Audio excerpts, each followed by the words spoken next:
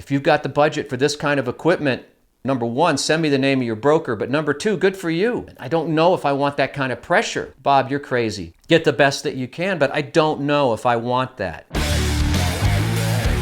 Hi, I'm Bob, and you, my friends, are back in the United States of analog. And welcome to our great nation of audio participation. I want to keep reviewing all the equipment so that you don't have to. I listen with my heart. I listen with my ears. That's the way I roll. So if you like what I'm doing, support the channel. Today we're going to talk about the most expensive system, two-channel system I've ever had in my home, ever. And it weighs in at $32,345. I heard you in the Netherlands, Bob. I've got speaker cables that cost more than $32,000. But you got to understand, I'm a simple man. I drive a simple van. I'm always looking for value in audio. Maximum reward, minimum effort. One of the pitfalls of being in this space is that you don't always have gear to review. The algorithms are screaming for you. The stars aligned recently. I thought for this video I could cobble together a super system, an all-star system I'm calling it. $32,000 worth of equipment. Now let's run it down. I own this, the MoFi Studio Deck with Master Tracker cartridge. Now I've had this since the middle of the Pando. You know why I love the MoFi Studio Deck? Well, I love the long 10-inch tone arm. I love the extra wide plinth. This is such a mechanical turntable, but it constantly reminds you that you're dealing with a mechanical musical process that has existed for decades and hasn't really changed that much. It's nostalgic and it reminds me of the good old days, if there ever were any.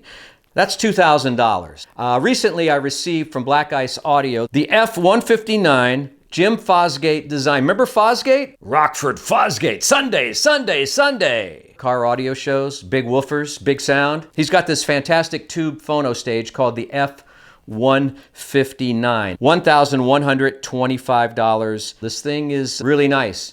Little overkill for me. I don't know if I think the most expensive phono preamp I've ever had has been like $200. This thing is something else. You can adjust the crosstalk with a small disc that you can put on the turntable that has a couple of tones on it. I have two pieces of Moon by Sim Audio, their North Edition, the network player / DAC, it's a streamer DAC, and I have an integrated amplifier, respectively, the 681 and the 641. How did I get those? I was at my favorite hi-fi store, Origin Hi-Fi, paying for the Rel subwoofer that I reviewed that I couldn't let go of. And that's the second pitfall of being a reviewer. There's always want to buy the stuff that's really good that you review. I had to have it.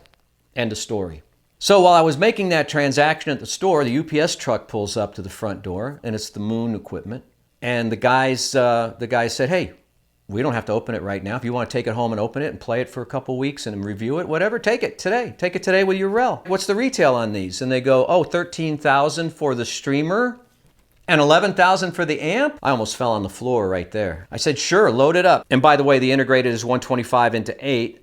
And that streamer is pretty special because it has like 4 DAC chips per side, amazing resolution, amazing sound stage and separation and all the stuff that you want. It should. $13,000. Then I have my own KLIPSCH Forte IVs. You know I love my Forte 4. By the way, the price for the Forte is $5,000 and the subwoofer $1,200. From Goodwill, a $20 Panasonic SACD / Blu-ray player. You add all that up, you get $32,345. That's disc jockey math. Let's talk a little bit about the gear. I've talked about why I like Master Tracker cartridge and the Studio Deck. I love the microline profile of that cartridge, of that stylus. I think it brings a lot of detail and low noise to the situation. The Black Ice Audio F159 tube phono preamp. Rather nice when you get it dialed in. You have the opportunity to kind of eliminate or mitigate a lot of the crosstalk with the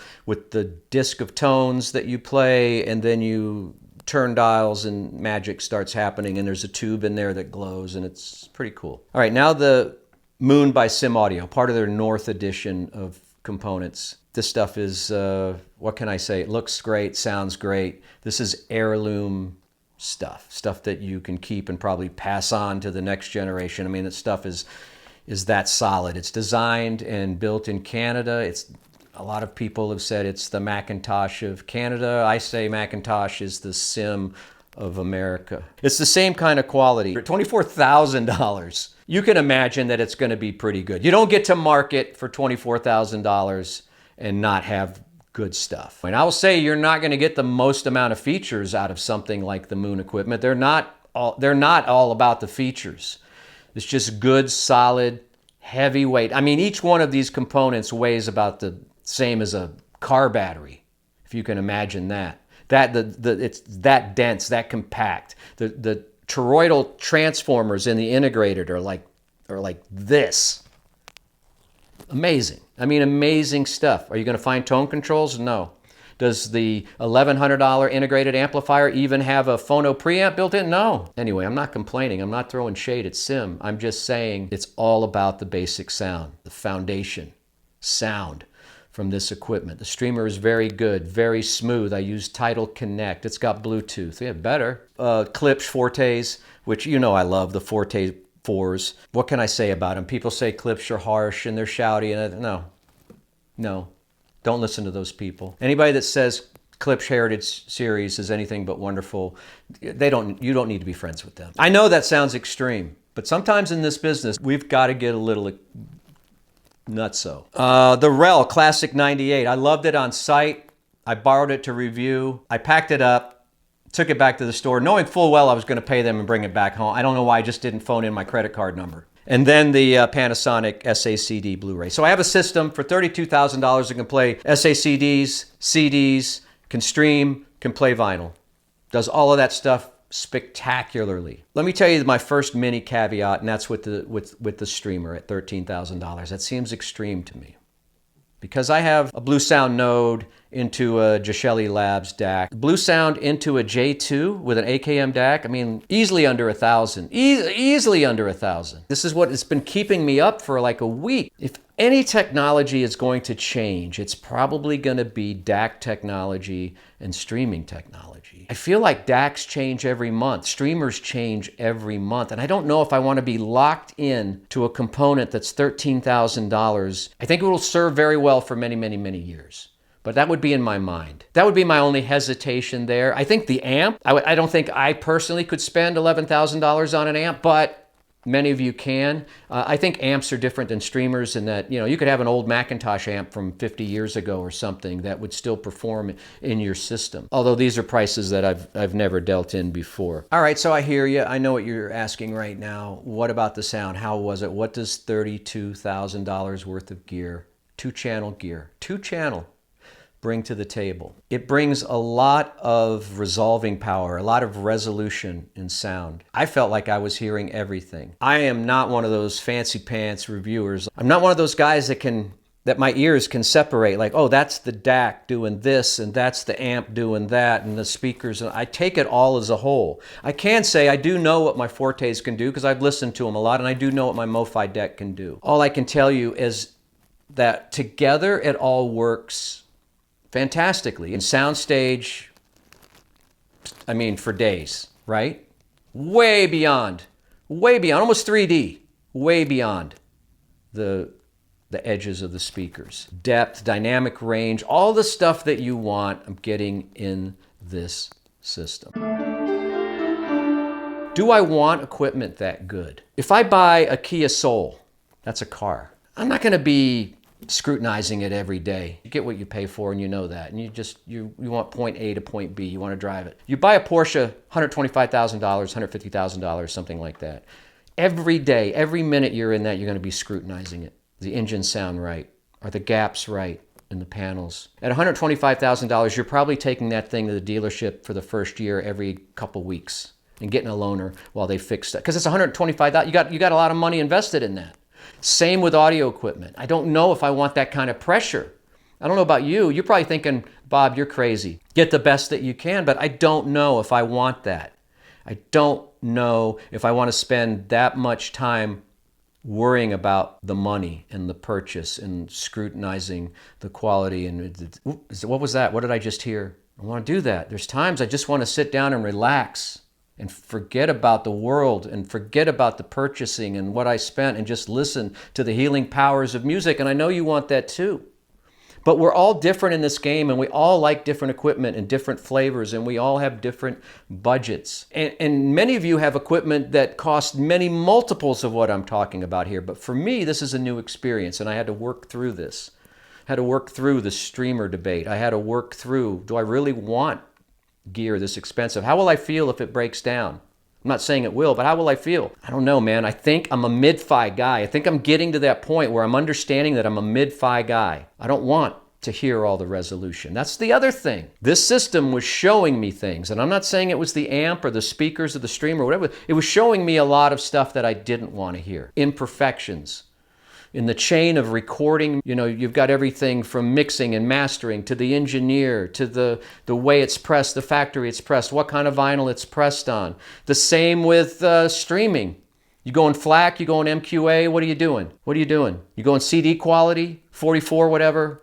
I forget. I don't know if I'm cut out for that. I think this $32,000 of equipment, this is $32,000 worth of therapy for me, is telling me that maybe I'm not in the high-end game. I don't want to be in that game. I want to know that I paid a fair price for good equipment. I don't want to hear the tape edits inside of a Jimmy Page guitar solo. I don't want to hear the mistakes in the mastering or the pressing or whatever. And I was getting some of that stuff. Good equipment like this, like $32,000 equipment and up, will make a bad recording sound bad. It can't hide, whereas some of the equipment that I listen to kind of hides that stuff from you. You know, doesn't tell you how the sausage is made. For the people that buy them, these components, especially the Moon, these are keepers. They look fantastic. You want them on the shelf. So those are some of my trials and tribulations. I don't know if you think about these things. I'm only presenting this as something to think about. Number one, what's your budget? How much are you willing to spend? What's your pain point? How are you going to handle it once you get it? How are you going to listen? Are you going to listen critically all the time, or are you going to sit back and relax once in a while? Can you handle hearing the imperfections in your favorite music? Do you want to know if an album's really poorly recorded because your system is showing that to you clearly? But let me tell you, all that being said, putting on mo-fides like Michael Jackson Thriller or whatever, forget it. I mean, it's amazing. Good recordings are great. A religious experience. Bad recordings on a system like this, well, it irritated me. And maybe, you know, we're all built different. We all have different ears. Well, we're all different. You know, let's just say that we have different expectations, and we have different ways that we listen. So that's it. Thank you very much for watching. Like, subscribe, hit the notification bell. Let me know. Just, I don't know, is it too personal to ask you what you paid for your 2-channel system? Add it up. Try to convert it to US dollars, though. All right. I'll see you next time on the United States of Analog. You know what, Dylan, I'm thinking there's a market for like audio psychologists. I don't know where I'd get like a license for that, but I think there could be good money in that. We're crazy. What do you mean? What are you shaking your head for? What do you mean you know?